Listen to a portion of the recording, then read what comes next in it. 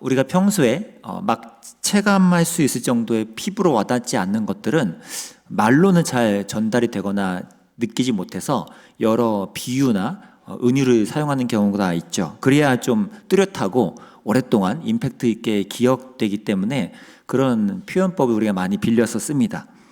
뭐 사물이나 무생물한테 의인법을 쓰기도 하고요. 어떤 자연스러운 은유법들을 많이 쓰기도 하죠. 아주 이쁘장한 3살, 4살짜리 꼬마 아이가 이렇게 예쁜 귀여운 캐릭터 옷을 입고 있으면 우리가 지나가면서도 얘기하죠. 아유, 천사네, 천사. 이렇게 하죠. 그런 은유법을 평소에도 쓰잖아요. 그것도 오랜만에 한 2년, 3년 만에 만난 조카나 또 사촌 동생이 어느덧 20살 대학생이 되었을 때 우리는 이제 연예인 다 됐네. 이렇게 이제 표현을 하죠. 그만큼 우리가 이제 많은 것들 안에서 이렇게 빗대어 표현하는 법들이 우리 안에 많이 있습니다. 또 우리가 많이 쓰는 비유 또 표현법 중에 아주 일상 용어처럼 그냥 돼버린 것들도 꽤 많죠. 시간이 워낙 빨리 가니까 그럴 때 우리가 시간이 날아간다라는 표현을 많이 쓰죠. 영어에서도 아예 그런 표현이 쓰이고 있는 것처럼 시간이 하루하루 한 달 한 달 달력이 너무 빨리 넘어갈 때 우리는 시간이 참 날아가네 라고 이제 표현을 하고요. 또 시간뿐인가요? 이런 표현도 많이 쓰죠. 돈이 왼수다 이런 표현이요. 어쩔 때 그러죠? 돈 때문에 사람 간에 갈등이 생긴다거나 아주 좋았던 관계가 갑자기 틀어진다거나 또 돈 때문에 개개인이 내가 좀 초라하게 느껴지고 내가 처량하게 느껴지고 내가 이렇게까지 살아야 되는 거야? 막 하는 이런 감정이 몰려올 때 우리는 돈이 왼수지 이렇게 빗대어 표현하기도 합니다. 오늘 우리가 읽은 본문이 마침 이 두 가지요. 시간 그리고 돈에 대해서 그 두 가지를 연결시켜 오늘 우리에게 메시지를 전하고 있습니다. 그만큼 돈과 시간이라는 이 두 가지 객체는 서로 긴밀하게 엮여 있다는 것을 이제 오늘 본문이 얘기를 해주는 건데요. 왜 야고보 사도는 이 둘의 관계를 우리한테 엮어서 전달하는 걸까요? 특히 어떤 식으로 그 둘을 우리에게 전달하려는 걸까요? 오늘 본문을 묵상할 때 우리가 먼저 전제로 깔아야 되는 것이 두 가지 정도가 있는데 첫 번째는 일단 야고보 사도는 돈, 그러니까 재물의 많아짐 자체를 비난하는 것은 아닙니다. 이게 첫 번째 전제고요. 또 두 번째는 그 과정을 설명하고 전달하는 이 야고보 사도의 방식이에요. 이게 아주 좀 특이한데 이 방식을 우리가 오해하지 않아야만 오늘 이 본문을 극단적으로 우리가 적용하지 않게 됩니다. 오늘 이 본문을 우리가 어떻게 이해할 수 있을까 생각하다가 제가 이런 예가 하나 떠올랐어요. 한번 상상을 해볼까요? 한 식당인데 요즘에 이제 MZ세대라고 불리는 20대 또는 10대 아이들이 이제 식당에 앉아서 밥을 먹는다고 이제 상상을 해봐요. 앉아 있는데 주로 남자애들이죠. 남자애들은 밥 먹을 때 평소에도 그런데 MZ는 서로 막 살갑게 인사하면서 밥을 먹지 않고요. 요즘에 핸드폰이 특화되어 있잖아요. 그래서 핸드폰을 보면서 보통 이제 밥을 먹죠. 근데 그런 모습을 보는 옆자리에, 옆 테이블에 이제 50대 아저씨 2명이 있는 거예요. 마침 또 식당에서는 뉴스가 나오기를 뉴스 제목에 요즘 MZ세대 인간관계보다 모바일에 더 의존해 이런 것들이 나오고 있는 거죠. 그러니까 이제 50대 아저씨 둘이 슬쩍 그 옆에 있는 20대 아이들을 힐끗 보면서 이렇게 서로에게 말하는 거예요. 50대 아저씨들끼리. 김씨 저거 봐. 요즘 애들은 사람을 앞에 두고도 핸드폰 보면서 밥 먹고 그런다라고. 그러니까 또 맞받아치기는 그래 내가 다니는 회사에도 요즘 젊은 애들은 밥 먹을 때 앞사람 신경도 안 쓰고 핸드폰만 하더라고. 나도 그거 많이 봤어. 이런 식의 대화가 이제 오간다고 칩시다. 여러분 그럼 이 대화에서 그 50대 아저씨들이 대놓고 MZ세대 옆 테이블에게 말한 건 아니지만 사실상 누구 들으라고 한 거죠? 그 MZ세대에게 그냥 한마디 하고 싶은데 슬쩍 돌리면서 쳐다보지는 않되 할 말을 한 거죠. 이제 이런 모습으로 한번 떠올려 보시면 됩니다. 오늘 이 본문에서 야고보 사도가 들으라 부한 자들아 하면서 부유한 사람들한테 말하듯이 처음 얘기를 꺼내요. 근데 이 당시에요 부유한 자들아 하면서 말할 때 이 야고보 사도의 편지를 받던 교회의 청중 대부분은 부유한 사람은 아니었습니다. 일반적으로 들었죠. 우리가 보통 부유한 분들은 소수에 속하고 대부분은 그냥 평범한 중상층 정도잖아요. 이 교회 청중도 마찬가지였습니다. 그런데 이상하죠? 왜 대부분은 일반 부유하지 않은 성도들이고 소수만 부유한 사람들인데 왜 지금 야고보 사도는 들으라 부한 자들아 라고 대뜸 외치면서 시작을 할까요? 하나를 꿰뚫어 본 거죠. 대부분은 부유한 자들이 아니었지만 그들 대부분은 부유해지고 싶어 하는 사람들이었다는 걸요.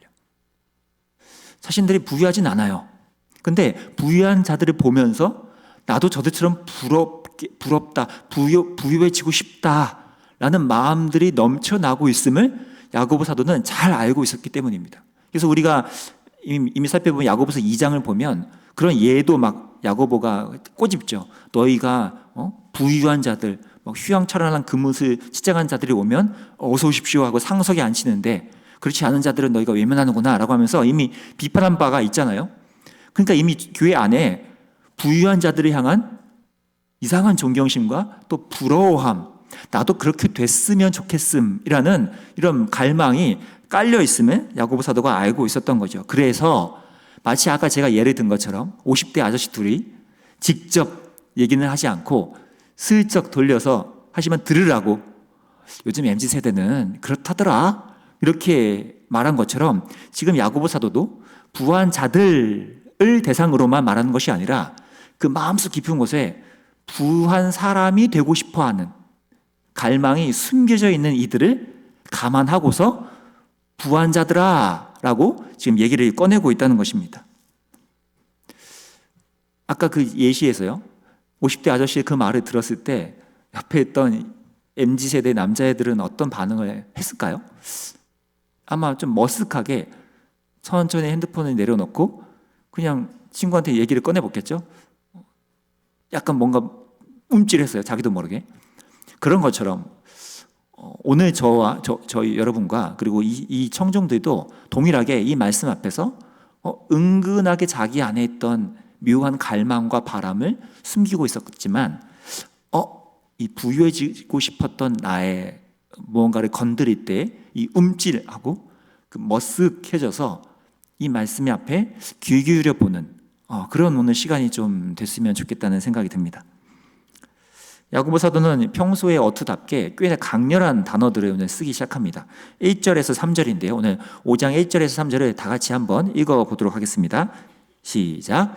들으라 부한 자들아, 너에게 이 말 고생으로 말미암아 울고 통곡하라. 너희 재물은 썩었고 너희 옷은 조먹었으며 너희 금과 은이 녹이 슬었으니 이 녹이 너에게 증거가 되며 불같이 너희 살을 먹으리라. 너희가 말세에 재물을 쌓아도다.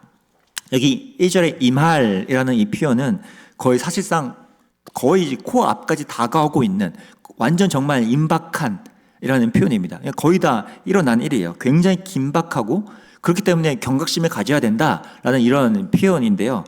이 정도의 표현은 좋습니다. 경각심을 주려고 하니까요.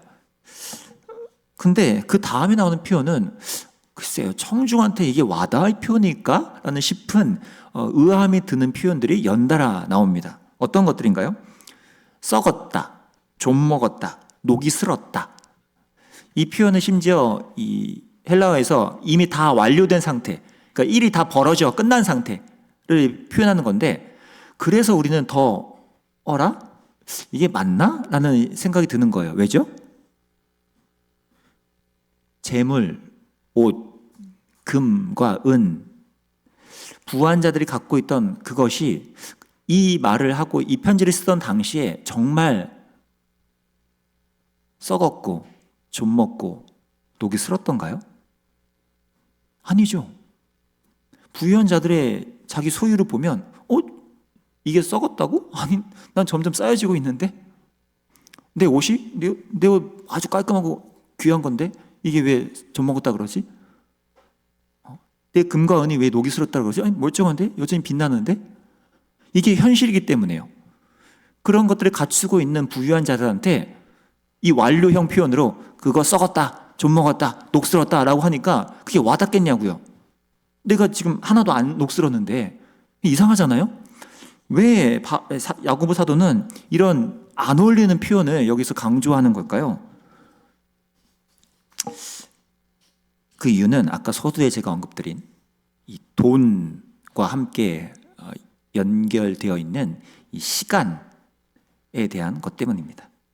오늘 본문을 자세히 들여다보면요, 야고보 사도는 이 돈, 재물에 대한 부한 자들에 대한 것을 언급하면서 계속해서 이 시간에 관한 것들을 언급합니다. 부유함을 잘못 추구하는 이들의 전형적인 특징으로서 그들이 시계를 잘못 보고 있다라고 표현하고 있다는 거예요. 오늘 본문 3절과 5절을 좀 함께 연달아 보겠습니다. 우리 3절, 5절도 짧으니까 함께 다 같이 읽어보겠습니다. 시작. 너희 금과 은은 녹이 슬었으니 이 녹이 너에게 증거가 되며 불같이 너희 살을 먹으리라. 너희가 말세에 재물을 쌓아도다. 너희가 땅에서 사치하고 방종하여 살육의 날에 너희 마음을 살찌게 하였도다. 보세요. 재물을 쌓은 거 그 자체가 나쁘다거나 악한 게 아니에요. 지금 진짜 문제는 어디에 있다고 야고보가 말합니까? 말세예요. 무슨 말이죠? 재물을 쌓는구나. 그래. 근데 지금 이 시기가 어떻게 되는지 아니? 이 질문이죠. 재물을 쌓는구나. 근데 지금 이 말세라는 이 기간에 너희가 재물을 쌓고 있는 그것이 너무 어리석은 낭비 아니니? 라고 이제 묻고 있는 거죠. 그러면서 5절에서 그 어리석은 낭비, 헛된 낭비처럼 보이는 그 행위들에서 자세히 풉니다. 여기 사치와 방종이라는 단어는 자기 마음의 즐거움에 탐닉해서 추구하는 것입니다. 그러니까 자기 마음에 꽂히면, 요즘 말로 내 마음에 들면 그냥 취하는 거예요. 나 이거 좋아. 내가 얻어야지. 이렇게 하는 거예요. 이런 패턴이 반복되면 어떻게 되죠? 그 다음 5절의 끝에 나오는 표현이요. 마음을 살찌게 하였도다요. 이 살찌게 하다는 것도 계속 음식물에 먹여서 그 속의 것이 비대해진다라는 뜻입니다. 마치 우리가 식습관을 한번 떠올려 보세요. 여러분이 평소에는 하루에 3끼를 먹다가 어떤 기간 동안 막 단계 땡기고 막 식욕이 올라서 막 야식을 막 계속 먹는 거예요. 그런 야식 먹는 게 막 2달 이어진다 치면 여러분의 위장이 어떻게 되죠? 비대해지죠. 평소에 이만했다가 이렇게 되시죠. 그러면 어떻게 됩니까? 이 위장이 거꾸로 또 뭘 요구하죠? 늘어난 만큼의 이 비대해진 이 만큼의 음식물이 내 안에 들어오기를 요구하죠. 이게 반복되면 점점 더 악순환이 되는 거고요. 마치 이것처럼 지금 여기서 너희가 사치와 방종이라는 내 마음에 끌리는 건 무조건 얻어 취하려는 그 행동이 반복되니까 너희의 마음이 비대해졌다고 해요. 너무 폭식을 많이 해서 비대해진 위장처럼 너희의 그 마음 갈망이, 그 양이 비대해졌다라고요.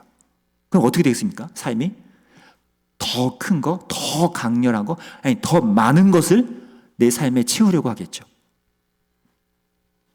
근데 이게 왜 심각한 문제라고요? 말세에, 5절의 표현으로는 살육의 날에 라는 시계를 잘못 본 채로 얻어내고 있기 때문입니다. 재물을 쌓되 시계를 제대로 보지 않는 거예요. 여러분 일상도 그렇지 않으세요? 일상에서 이게 바삐 뭔가를 하다가 보면 내가 시계를 안 봐요. 놓쳐요. 그러면 그 뒤에 있는 모든 것들이 연쇄적으로 막 다 이제 꼬이잖아요. 그래서 아차 뒤늦게 아이고야 시간을 못 봤네 이렇게 후회가 되죠. 근데 시간은 지나갔고요. 오늘 이 재물을 쌓고 내 안의 것들이 뭔가 계속 비대해진 것을 채우려 할 때 그 과정 내내 우리가 이 하나님의 시계를 보지 않는다면 어떻게 될까요? 우리가 영원히 살 수 있을 것처럼 계속해서 더 많은 것들을 내가 탐닉하겠죠. 시계를 보지 않은 채 계속 자기 것을 채우려 하는 이 탐닉이요. 여러분은 지금 시계를 잘 보고 계십니까? 이 하나님의 시계를 잘 보고 계신가요? 1913년 세기의 여름이 이라는 아주 재미난 책 제목이고 내용이 있습니다. 이 책은 말 그대로 1913년 1월부터 12월까지 그 1년 동안 유럽에서 소위 말하는 이름만 대면 다 알만한 유명한 분들이, 역사 속 인물들이 그 1년 동안 평소 일상을 어떻게 보냈는지를 그냥 적은 거예요. 되게 특이한 책이죠. 별거 없어요. 어떻게 밥을 먹었고 누구랑 커피를 마셨으며 산책을 언제 했고 뭐 일기를 쓰면서 무슨 내용을 썼는지 이런 것들이에요. 거기에는 우리가 잘 아는 이 시기가 또 이제 산업혁명 이후에 르네상스, 엄청 이게 사람들이 막 성장하고 이 나라가 부유해질 때잖아요. 이 유럽이 번성하던 이 시기니까요. 그래서 아시다시피 막 유명한 사람들이 막 다 나타났죠. 뭐 예술가들도 많이 나타나고요. 뭐 예를 들어서 이 당시에 뭐 슈바이처 박사를 비롯해 뭐 비트게슈타인 뭐 이런 철학자도 엄청 배출됐고요. 또 피카소 이런 사람들, 또 문학적으로는 카프카 뭐 이런 사람들이 막 천재들이 막 등장했습니다. 그 실제 보니까 그 당시에 이 프로이트와 융이라는 우리가 잘 아는 그 심리학계 대가들도 이제 그때가 이제 서로 갈라지던 때라고 하더라고요. 그러니까 이 1913년에는 아주 놀라운 역사적 사건들이 막 굵직굵직하게 일어났던 이때입니다. 그 유명한 사람들이 유럽에서 각자 일상 속에서 막 살았던 이야기들이 그냥 적혀 있는 거예요. 근데 더 놀라운 건 뭔지 아세요? 그 기라성 같은 인물들, 그 대단한 분들이 그 어느 누구도 바로 다음 해 1914년에 1차 세계대전이 벌어져서 유럽에 몇백만 명이 죽을 거라는 예측과 상상을 아무도 해보지 못했다는 것입니다. 그 대단한 인물들이 그냥 자기에게 주어진 것에 몰두하고 내 인생 문제에 마음을 쓰고 그러다가 그냥 세상이 어떻게 돌아가는지 나의 훗날 뭐 이런 거 생각 없이 그냥 지금 나에게 내가 중요한 건 바로 이거야. 난 이거를 즐길 테야. 난 이게 너무 좋은 걸 여기로 완전히 몰두된 나머지 시야가 거기에 국한되어 있었다는 거예요. 그래서 1913년 이때 굉장한 이례적인 것들이 많이 배출됐지만 그 다음 해 14년에 일어날 1차 세계대전은 아무도 예측하지 못했다는 이 아이러니요. 이 사건, 이 착잡한 실화가 저와 여러분의 어떤 현실을 보여주죠? 저와 여러분은 오늘 내 삶에 몰두하면서 그냥 하루하루를 살지 잘 예측이 불가능한, 그리고 관심도 사실 크게 갖지 않는, 그래서 모든 시선이 사실 나에게만 쏠리기 너무 쉬운 존재라는 반증이 되죠. 하지만 성경은 우리에게 어떤 걸 요청합니까? 우리가 고개를 들어서 현재도 저 어느 한 곳을 향해 나아가고 있는 이 하나님의 시계예요. 그 시계가 어느 곳을 향해 나아가고 있음을 우리에게 알려주시면서 그 시계가 흘러가는 기준을 통해 그 기준으로 빗대어 봤을 때 우리 인간들의 더 부유해지고자 하는 탐닉이 얼마나 허무한 낭비인지, 얼마나 허무한 몸부림인지를 말하고 있다는 거죠. 재물을 쌓는 것 자체의 문제가 아니라 하나님의 시계가 흘러가는 것에 빗대어 봤을 때 그거의 시계를 보지 못한 채 그냥 재물만 보며 그냥 내가 몰두하고 키우고 싶은 것만 더 탐닉하는 이 모습이 허무한 몸부림이다라고 오늘 야고보는 말하고 있는 것입니다. 성경은 예수 그리스도가 부활하신 후에 하늘로 올라가신 때부터 소위 하나님의 카운트다운이 시작됐다고 말합니다. 그래서 하나님의 모래시계의 모래가 떨어지고 있죠. 그래서 그때부터요, 지금 2023년까지 예수님이 다시 오시는 그날까지 이 모든 기간을 우리가 성경적으로 말세라고 하죠. 이 마지막 기간, 말세에 우리는 살고 있습니다. 그 뜻은 야고보가 지금 말하는 이 시대의 청중들이나 오늘 2023년 11월에 저와 여러분이나 똑같이 말세를 살고 있고 같은 하나님의 시계 앞에서 살고 있다는 뜻입니다. 그래서 저와 여러분도 오늘 여기서 말하는 돈, 재물과 시간의 긴밀한 상관관계를 우리가 놓쳐서는 안 된다는 것입니다. 제가 지난번 수요 설교 때 살짝 언급한 것 같은데요. 청소년부에서는 워낙 얘기를 많이 해서 제가 중학교 2학년, 3학년 요때 저희 아버지가 이제 급진적으로 갑자기 하나님의 부르심을 받고 이제 퇴사를 하고 이러다 보니까 저희 이제 가정 생활이 좀 갑자기 좀 어려워졌습니다. 근데 제가 사춘기니까요, 그죠? 고등학교 1학년 막 이때 되니까 좀 많이 좀 허하기도 했고, 좀 그거 제가 피부로 느끼기도 했습니다. 아, 우리 가정에 좀 생활이 좀 어려워졌다. 근데 그 당시 제가 친구들이랑 매일같이 하교 후에 했던 것이 뭐 그냥 동네에 있는 이렇게 의류 매장들이 몰려 있는 그런 로데오 거리 같은 데 가서 그냥 의류 매장에 들어가는 거예요. 그래서 구경하고 그냥 대보고 옷 입어보고 또 옆 매장 가고 이게 그냥 노는 거였거든요. 근데 그 당시에 저랑 시대가 비슷한 분은 아실 수 있는데 그 당시 필라 흰색 집업 후드가 있습니다. 그래서 아시는 분은 그때 좀 노신 분들인데, 그러니까 그거가 굉장히 핫했던 때예요. 근데 제가 그 필라 매장에 있었거든요. 그래서 친구들이랑 들어가자. 대보고 막 입어보고 그래서 아 좋다 이쁘다 막 그런 거예요. 제가 그날이 기억합니다. 그날이 아주 중요한 사건의 날이었거든요. 옷을 다 이렇게 대보고 입어보고, 근데 저는 자 이제 나가자 이동하자 딱 나가려는데 뒤에서 애들이 부르는 거예요. 찬아, 들어봤더니 저의 그 패밀리가 좀 7명이었거든요. 근데 그 애들 전부가 다 그 캐셔, 그 계산대 앞에 서 있는 거예요. 그 필라 흰색 집업 후드 점퍼를 들고요. 그래서 제가 너희 뭐해? 했더니 뭐 하긴? 이거 사야지. 그런 거예요. 그래서 그날 저 빼고 애들이 다 샀습니다. 저만 안 샀죠. 애들이 물어보는 거죠. 눈치 없게. 야, 너 왜 안 사? 가정 형편이 어려졌기 때문에 전 돈이 없었거든요. 그래서 제가 이제 그냥 무마하려고 난 아직 마음에 안 들어서 다음에 살게 이러고 이제 넘어갔습니다. 근데 그날 밤에 제가 큰 다짐을 합니다. 나는 재벌 허회장이 되어야겠다.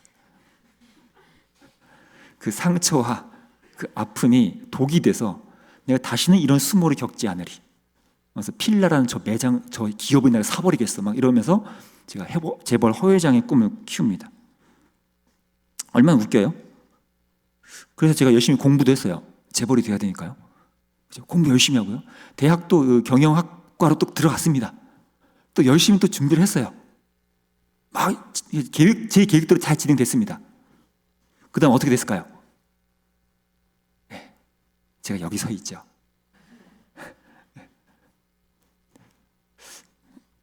제가요, 이 얘기를 갑자기 떠올린 이유는요, 내일 이제 수능 날이잖아요. 제가 20년 전에 이 대입 원서를 쓰고 하던 그 날이 떠오른 거예요. 그때 제가 그 대입 원서 자기 소개서에 절반은 거짓말로, 절반은 약간의 진심을 담아 이런 문장을 제가 썼습니다. 자기 소개서예요. 경영 학부를 지원하면서요. 쭉 뭐 이런저런 얘기하더니 제가 훗날 국제 경영인이 되어 우리나라의 위상을 드높이는 국제 글로벌 사업을 벌여서 대기업을 만들어내겠습니다. 하지만 그때 저는 교만하지 않고 제 기업의 매년 연 매출의 5%를 저희 아버지와 같이 보이지 않는 곳에서 수고하시는 해외 선교사님들을 위해 정기적으로 후원을 하겠습니다. 라고 적었습니다. 절반은 거짓말이었습니다. 보세요, 여러분. 제가 이런 포부, 묘한 이런 야망들을 섞어서 지금 막 적고 그렇게 했잖아요. 근데 제가 그런 내용들이 떠나서 그보다 제가 더 중요하게 놓치고 있던 게 뭐였을까요? 그 당시에요. 제가 그 당시에 뭐를 놓치고 있던 걸까요? 하나님의 시계를 전혀 보지 않고 있던 탐닉이죠. 당장 10년 후, 20년 후 무슨 일이 벌어질지 어떻게 될지 모르고 그냥 내 마음대로 맘만 먹으면 다 될 거야. 내가 목표 삼으면 난 반드시 해낼 수 있어. 라는 이런 의기양양함만 가득한 채 하나님의 시계에 관심이 없이 그저 나에게만 탐닉하고 있던 그 모습이요. 내일 수능을 치르는 우리 아이들이 있죠. 그리고 이미 11월부터 이제 1월 달까지, 내년 1월 달까지 긴 기간 동안 또 해외 학교에 입학 원서를 제출하고 하는 우리 아이들도 많습니다. 이 아이들 명단과 기도 제목을 제가 보면서 기도를 하면서 문득 이런 기도가 나오더라고요. 하나님, 20년 전에 저는 제가 했던 그 시수처럼 우리 수험생 아이들이 자기 야망이나 이 단지 재물의 탐닉에 의해서 하나님의 시계를 보지 못하는 실수를 하지 않게 해주세요. 제가 20년 전에 그렇게 반거짓으로 썼던 것처럼, 그리고 제 안에는 그저 자기 탐닉으로만 가득 차 있었던 것처럼 우리 아이들이 그런 마음으로 이번 수능과 이 수험생 기간을 삼지 않게 해달라고 기도가 나왔습니다. 오히려 우리 아이들이 저보다 훨씬 더 나은 하나님을 바라보며, 아니 하나님의 이 시계를 볼 줄 알고 오늘 내일 그저 내가 맘먹는 대로만 살면 되지라는 이런 답답한 현실에 갇혀있는 하나님을 알지 못하는 이런 모습이 아니라 하나님의 시계를 주시하면서 걸어갈 줄 아는 우리 이런 아이들이 좀 되게 해달라고 하는 기도가 나왔습니다. 내 이 수능 기도회 때에도 우리가 이런 좀 애타는 마음으로 함께 좀 기도했으면 합니다. 끝으로 저와 여러분이요, 오늘 이 저녁에 오늘 이 말씀 비추면서 우리 안에도 어떠한 쪽으로 마음이 많이 쏠려 있는지, 내 안에 있는 사실 저기 깊이 숨겨져 있는 가장 큰 갈망은 어디에 놓여져 있는지를 함께 좀 묵상하면서 좀 기도하면 좋을 것 같습니다. 그래서 함께 이 말씀을 보면요, 마태복음 6장 20장 21절을 함께 보고 마무리하겠습니다. 6장 20절 21절입니다. 제가 읽겠습니다. 오직 너희를 위하여 보물을 하늘에 쌓아두라. 거기는 좀이나 동록이 해하지 못하며 도둑이 구멍을 뚫지도 못하고 도둑질도 못하느니라. 내 보물이 있는 그곳에는 내 마음도 있느니라. 무엇에 어디에 나의 소중한 것들을 현재 쏟아내고 있는지 그 좌표에 우리 마음의 갈망이, 위치가 거기에 있다는 것입니다. 하루하루 말세를 살아가는 저와 여러분 성도의 삶이 이 하나님의 시간표에 잘 맞춰져서 시계를 보지 않고 허둥지둥 살아가는 인생이 아니라 이 하나님의 시계를 의식하며 그 앞에서 두려워 떨며 하루하루를 살아가는 저와 여러분이 될 수 있기를 간절히 기도합니다.